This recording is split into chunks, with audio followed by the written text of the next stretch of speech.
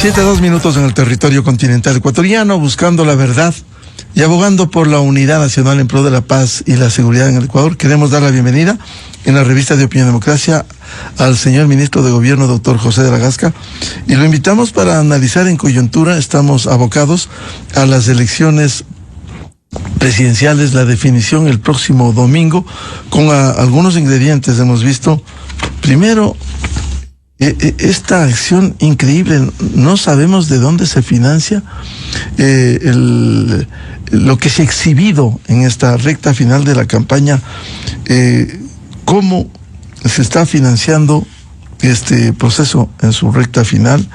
También el respeto al voto, que hay que exigir que en el país se respete el pronunciamiento popular expresado en las urnas, partiendo de un hecho que fue materia de la resolución de la Corte Constitucional, con lo que quiero empezar, señor ministro: el respeto al sufragio y el impedimento. Aquí las autoridades electorales tienen su responsabilidad, pero también al interior de las aulas, en donde nadie puede tomar una fotografía expresamente el momento de rayar la papeleta. ¿Cómo hacer cumplir esto en el país? Ministro, buen día. Muy buen día, Miguel, qué gusto saludarlo y qué gusto estar aquí con su audiencia. Bueno, en efecto, yo, y lo hemos conversado aquí, he aplaudido en otras instancias y seguiré aplaudiendo todas las acciones de otras instituciones que tengan que ver con tutelar el sufragio, con tutelar la voluntad popular, el contenido de la voluntad popular, ese momento, esa falta de constreñimiento, sino más bien de la libertad de poder votar sin ningún tipo de coacción, sin ningún tipo de miedo, de intimidación.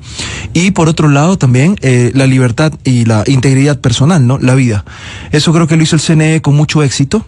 Atravesó unas impugnaciones puestas, malhadadas impugnaciones puestas por gente que quiere que se siga coaccionando el voto, que se siga vacunando el voto, y porque se benefician de ello, obviamente.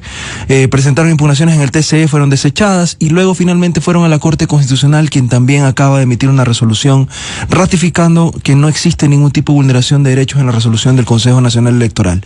¿Eso por qué nos importa? Porque nos ayuda a combatir la delincuencia, por un lado, y también nos ayuda a hacer respetar la democracia. Escuchaba hace unos momentos que usted reprisaba unas declaraciones hechas por un constitucionalista que mencionaba inclusive haber revisado el expediente de la Corte Constitucional y haber visto no solamente las conclusiones que se reflejan en el informe de la resolución que nutrió la resolución del CNE, donde está la prohibición de la fotografía del voto, sino también todo lo que nutrió ese informe del comandante general de la policía, donde ellos ponen fotografías, videos, detallan lugares, por ejemplo las bahías en Guayaquil, donde se establece que en efecto han habido circunstancias en Guayaquil principalmente, donde desde algunas instituciones públicas se estaba forzando a votar en tal o cual sentido, so pena de no renovación de permisos municipales y demás. Ni hablar de la influencia de los EDOs a través de este voto vacunado, donde pretendían que se vote en determinada manera. Entonces, a mí sí me parece importante, pero sobre todo me parece importante que el pueblo sepa quiénes somos los que estamos bogando, quiénes son los que estamos luchando por la libertad, por la vida de las personas y el respeto a la democracia, y quienes quieren sumir en el miedo al país, condicionar o coaccionar el momento del voto y que prime aquí el pánico y el miedo. Eso creo que el país lo tiene claro, y la candidata González tiene que responder por eso al país. Ahora, a propósito de la candidata que menciona, este fin de semana ha anunciado que ha hecho un llamado de salir a las calles el domingo para defender el pronunciamiento popular. El país tiene que exigir el pronunciamiento, el respeto al pronunciamiento del pueblo, pero no sesgado, ¿no? O gano o aquí van las manifestaciones. O gano, ¿no? O gano o piedra. Sí, yo creo que eso refleja la desesperación, el pánico que tienen de ciertamente saber que en la ciudad, en el pueblo, en territorio, la gente acompaña un cambio, la gente quiere dejar atrás ese viejo Ecuador y que se suma con entusiasmo a un país que se libera de las redes del narcotráfico, que no quiere proyectarse como un narcoestado. Hablar de eso y tratar de incitar a la población en medio de las desgracias naturales que estamos viviendo, en medio de la recuperación económica que estamos teniendo, en medio de haber salido de una crisis energética, con todas las implicaciones sociales y económicas que eso tuvo. Tratar de exacerbar los ánimos y tratar de llevar un confrontamiento social, porque al final del día es ciudadanos contra ciudadanos. Nosotros pretendemos y gobernamos y pretendemos seguir gobernando para los 18 millones de habitantes con independencia de su manera de pensar. Aquí no estamos para seguir polarizando el país, señora González. Aquí estamos para que se respete la voluntad popular. Esa voluntad popular que usted pretende que se siga beneficiando a través del voto vacunado. No, esa no. Pero lo que sí tenemos que hacer, obviamente, es cuidar que aquí se respete el orden y la democracia. E incitando al pueblo a salir a las calles, no sé a qué. Yo sé que usted probablemente tiene ya, sabe que no tiene un ánimo triunfalista y sabe que no le está yendo muy bien, que necesita ya empezar a azuzar a las personas para que aquí se teja una red o un miedo a un fraude. Ya lo hicieron en la primera vuelta y no le funcionó. No creo que les va a funcionar ahora, pero aquí hay que llamar a la unidad nacional. Usted lo decía al momento de iniciar, abogando por la unidad nacional. De eso se trata construir pensamiento, construir institucionalidad, no de previo a unas elecciones, previo a un balotaje, por la desesperación, repito, tratar de exacerbar los ánimos. Ahora, ministro, ¿cómo hacer respetar el pronunciamiento popular con el cumplimiento de las normas, como es el voto secreto y no tomar fotografías? Cierto es que esto es responsabilidad del CNE como máximo organismo electoral, pero también de la fuerza pública, de quienes controlan los recintos electorales. A ver, no olvidemos que la Corte hizo una constitucionalidad condicionada, digamos, estableció la constitucionalidad condicionada en la resolución del CNE, estableciendo algunas reglas para el efecto del protocolo que se iba a crear, que ya había sido ordenado por parte de la resolución. Yo lo que creo es que aquí tenemos que respetar que la votación y el proceso electoral es de civiles entre civiles. La fuerza pública lo que hace es, desde luego, resguardar el orden.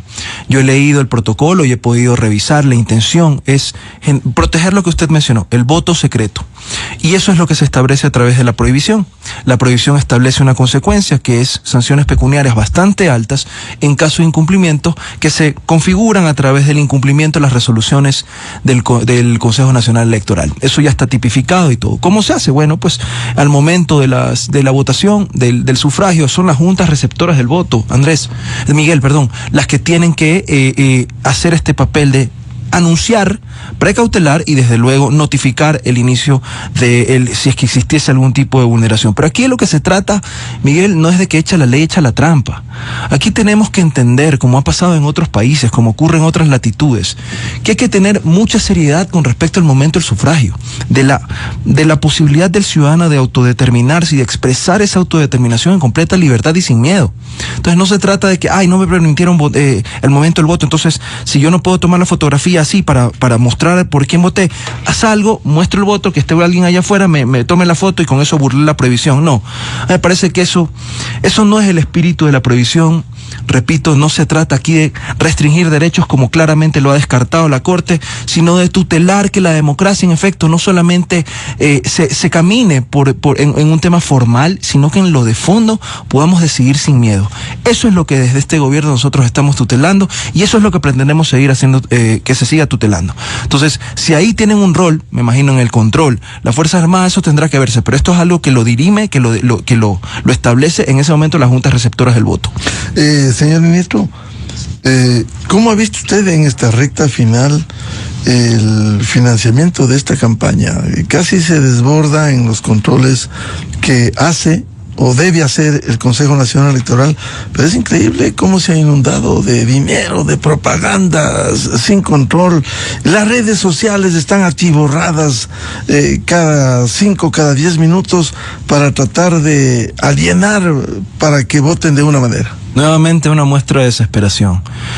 No solamente las noticias falsas, los videos creados a través de inteligencia artificial, la calumnia, la injuria, sino también hemos visto campañas verdaderamente, yo diría, millonarias a través de redes sociales, de las plataformas YouTube. ¿Quién no ha podido intentar de ver un video con tranquilidad y que no le aparezca una publicidad de Luisa González en medio de cada 2 minutos o atacando al presidente Noboa?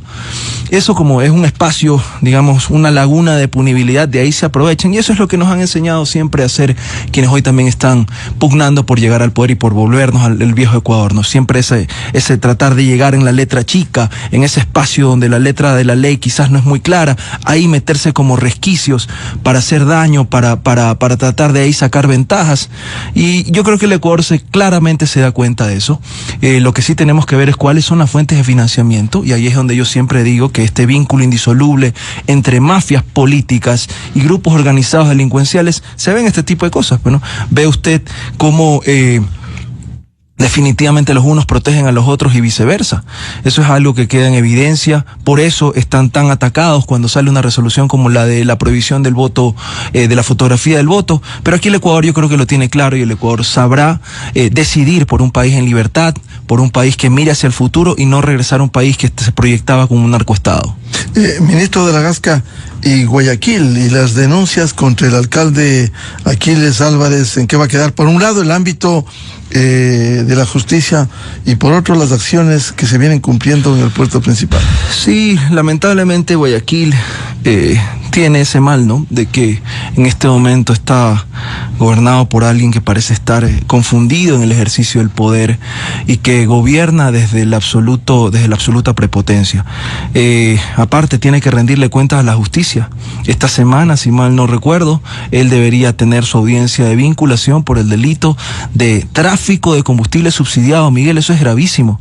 Ahí podemos encontrar probablemente muchas respuestas a la pregunta que me hacía hace un momento. Pero a mí sí me preocupa temas delicados de servicios que están llegando en muy mala forma a los guayaquileños. Yo soy guayaquileño, yo siento que la ciudad ha retrocedido muchísimo en cuanto a espacios. ¿Qué están dedicados a la campaña? Desde luego, dedicados al infundio, a la infamia, al ataque.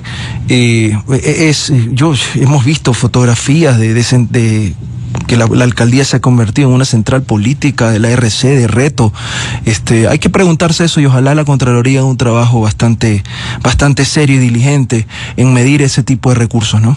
¿Y cómo contrarrestar esto? Bueno, con transparencia. Uso de los recursos con transparencia, desde luego.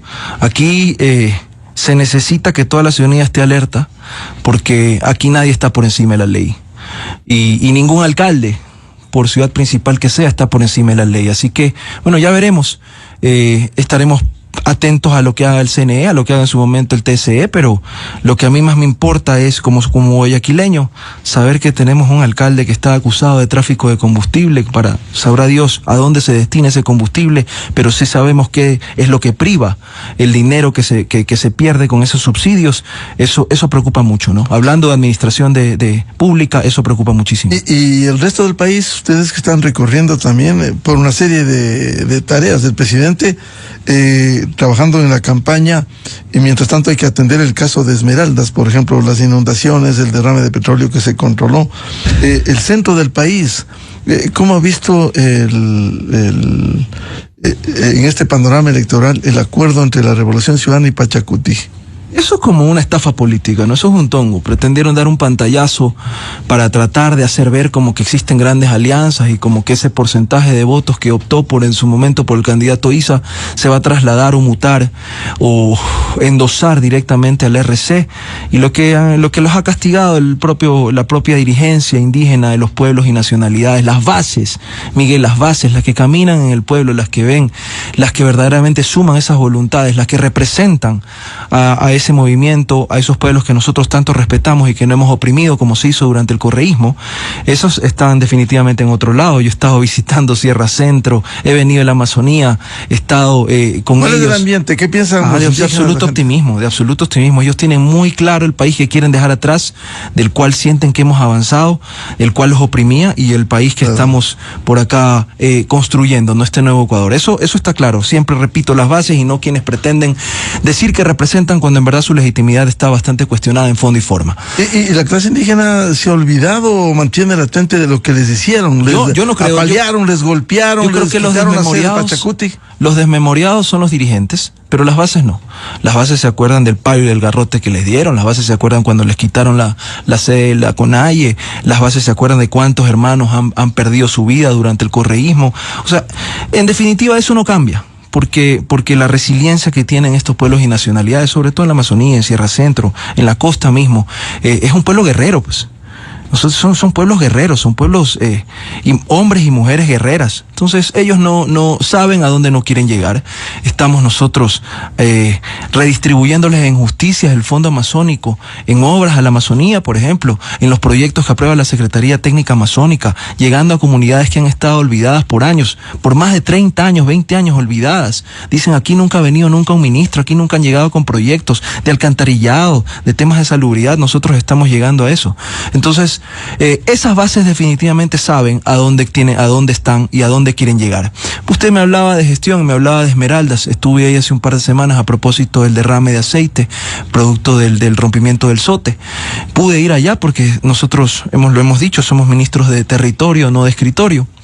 Y yo estuve ahí acompañado de algunos ministros de algunas carteras de Estado muy importantes: defensa, ambiente, medio ambiente, energía, Ministerio de Inclusión Económica y Social, riesgos.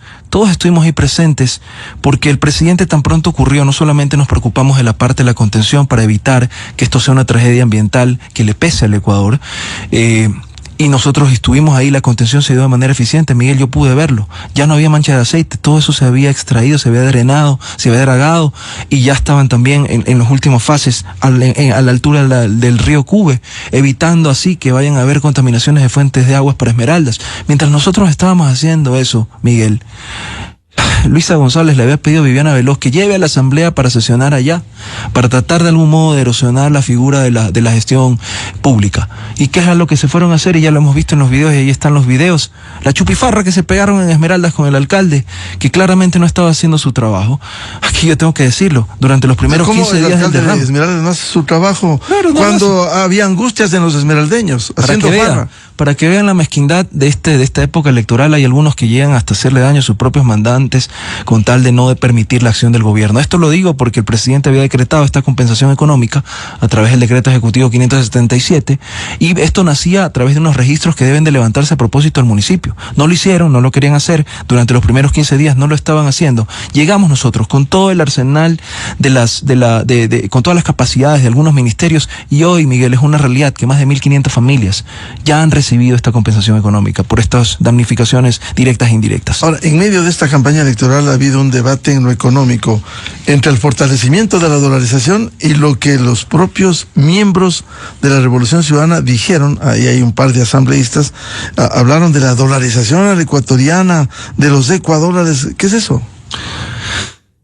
Esa es una fantasía perversa, esa es otra de esas mentiras, esa es otra de esos descalabros que quieren crear, no solamente viendo lo que pasó con lo que dijo Paola Cabezas del Ecuador, que ya vemos que quieren crear estos machicitos, rafaelitos para imprimir moneda y devaluar y generar estados de hiperinflación, sino también con esa conversación nefasta que había entre expresidente Correa y Patiño, denostando el poder del dólar y demás.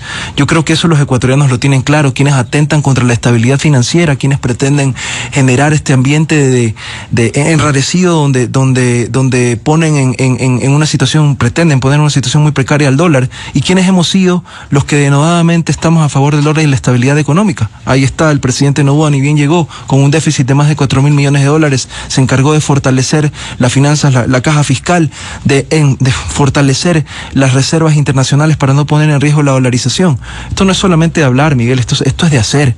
Y por eso nosotros hablamos de que el dólar debe ser la única moneda, no la oficial. Aquí no se puede hablar de que existan otros mecanismos de pago a través de monedas virtuales, a la interna, para generar problemas de devaluación. Nadie quiere ir a comprar el par con cientos de machicitos, de rafelitos. Aquí queremos que se respete el dólar como la única moneda que tenemos, que es lo que nos da estabilidad financiera, Miguel. Eso no se puede jugar, con eso no se puede comprometer. Los ecuatorianos estamos cansados de ese tipo de niveles de inestabilidad que se proponen. Yo no entiendo cuál es la necesidad de generar ese tipo de alarmas. Y hay el riesgo en el escenario de la otra candidata de que se establezca los ecuadólares. Yo creo que es claro, Luisa te desdolariza sin duda, y ahí yo sí creo que podría existir un riesgo de que el país camine hacia una desdolarización, como ellos dicen, soft, una desdolarización a la ecuatoriana. Eso los ecuatorianos lo tenemos bastante claro. Nosotros sabemos la estabilidad que nos ha dado el dólar por más de 20 años, 25 años, después de vivir una crisis financiera sin precedentes. Entonces, Con eso no se puede jugar, Miguel. A mí me apena que como clase política no tengamos la madurez para saber el daño que se le puede hacer al país con una situación como esa y llevarnos a niveles de pobreza y de hiperinflación como en Venezuela, ¿no? Bueno, y en medio del proceso electoral en el país se ha hablado de las cifras de la violencia en el Ecuador, pero no es bueno extrapolar, sino analizar en el contexto entre lo que ha vivido el país en medio del conflicto armado interno y las cifras de violencia del pasado reciente. Sí, claro. Ahí estamos viendo en la Asamblea Nacional se ha aprobado un informe. Vamos a ver si la presidenta de la Asamblea le da paso a eso. La mano de sangre que hubo durante el correísmo, esta distorsión entre las cifras de muertes violentas y desapariciones de niños y demás, cómo jugaban con las estadísticas para hacernos pensar que había un clima de paz, cuando en verdad lo que había era una falsa paz, cuando en verdad lo que había era que dejaban pasar y dejaban hacer todo lo que tenían que hacer a través del narcotráfico, hicieron crecer a las mafias y sembrar los carteles aquí en el Ecuador que hoy nos están pasando factura, y que este gobierno ha tenido que con valentía ponerle la cara, porque si no esto se convertía en un narcoestado. Ya nos lo dijeron desde afuera, el cómo se ha permeado las instituciones, cómo se han tomado partes del territorio, y hoy lo que estamos haciendo es combatir sobre eso, y por eso apelamos a la comunidad internacional, para tener esa cooperación internacional, porque esto es un flagelo internacional. Aquí tenemos un crimen organizado transnacional y que cruza las fronteras con el narcoterrorismo. Entonces de eso es lo que debemos de ver. Sí, hay muertes violentas, desde luego, eso se va reduciendo. Veamos lo que decía la cadena nacional hace un momento, 3.5 millones de toneladas que se han capturado de droga. ¿Eso en qué se refleja? Desde luego en violencia en las calles. ¿Por qué? Porque nosotros no contemporizamos, ni vamos a contemporizar con las mafias políticas o los grupos organizados delincuenciales, no lo vamos a hacer. Y lo que se tiene es una guerra de territorios que genera obviamente ambiente de violencia, que está obviamente exacerbado por el clima político. ¿Qué espera finalmente el ministro de Gobierno, doctor José de la Gasca, esta última semana previa a las elecciones del domingo 13 de abril? Que se respete la voluntad popular, que sigamos caminando con entusiasmo los ecuatorianos valientes, los que hemos decidido, como la gran mayoría, lo que hemos decidido optar por una opción de libertad, optar por una opción democrática, optar por una opción que nos libere de las cadenas que nos ataban al pasado y que en muy corto plazo nos iban a pasar una factura del cual el país no iba a volver. Eso es lo que yo espero de los ecuatorianos, y yo estoy muy optimista porque lo siento en las calles. Estoy recorriendo el Ecuador completo para verificar que los servicios existan, para escuchar a la ciudadanía, para acercarnos a las alcaldías, para acercarnos a las prefecturas, para trabajar de la mano por los 18 millones de habitantes. ¿Optimista del triunfo? Siempre estaré optimista de que el Ecuador se mantenga en una senda del bien. Y siempre voy a estar preocupado de que podamos tener riesgo de volver a un Ecuador en donde nos pueden desdolarizar o donde se contemporizaba con las mafias. El ministro de Gobierno, doctor José de la Gasca, muchas gracias por la presencia en la revista de Democracia. Estaremos pendientes de esto. 7:25 minutos, vamos a una pausa, luego diálogo con la ministra de Trabajo, doctora Ivonne Núñez, para hablar, entre otros temas, la demanda de inconstitucionalidad a la resolución 325 del Pleno de la Corte Nacional de Justicia sobre la eliminación de la bonificación por desahucio. Esta es la revista de opinión Democracia. Seriedad y credibilidad en todas partes.